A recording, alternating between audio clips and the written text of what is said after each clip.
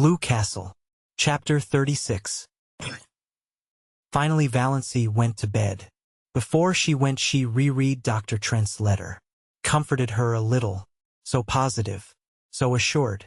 The writing so black and steady. Not the writing of a man who didn't know what he was writing about. But she could not sleep.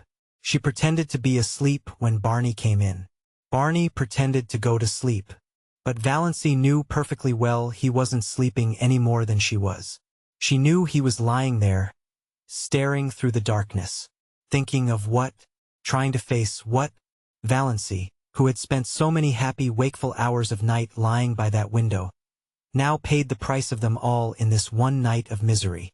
A horrible, portentous fact was slowly looming out before her from the nebula of surmise and fear. She could not shut her eyes to it, push it away, ignore it. There could be nothing seriously wrong with her heart, no matter what Dr. Trent had said. If there had been, those 30 seconds would have killed her. It was no use to recall Dr. Trent's letter and reputation. The greatest specialists made mistakes sometimes. Dr. Trent had made one. Towards morning Valency fell into a fitful dose with ridiculous dreams. One of them was of Barney taunting her with having tricked him. In her dream she lost her temper and struck him violently on the head with her rolling pin. He proved to be made of glass and shivered into splinters all over the floor. She woke with a cry of horror, a gasp of relief, a short laugh over the absurdity of her dream, a miserable sickening recollection of what had happened. Barney was gone. Valency knew, as people sometimes know things, inescapably without being told, that he was not in the house or in Bluebeard's chamber either. There was a curious silence in the living room.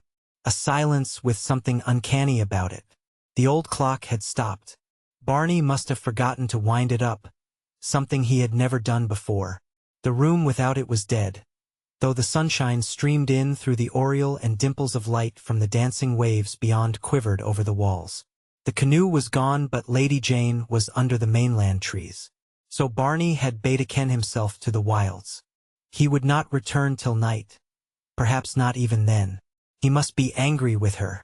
That furious silence of his must mean anger. Cold, deep, justifiable resentment. Well, Valency knew what she must do first. She was not suffering very keenly now. Yet the curious numbness that pervaded her being was in a way worse than pain. It was as if something in her had died. She forced herself to cook and eat a little breakfast. Mechanically she put the Blue Castle in perfect order. Then she put on her hat and coat, locked the door and hid the key in the hollow of the old pine and crossed to the mainland in the motor boat. She was going into Deerwood to see Dr. Trent. She must know.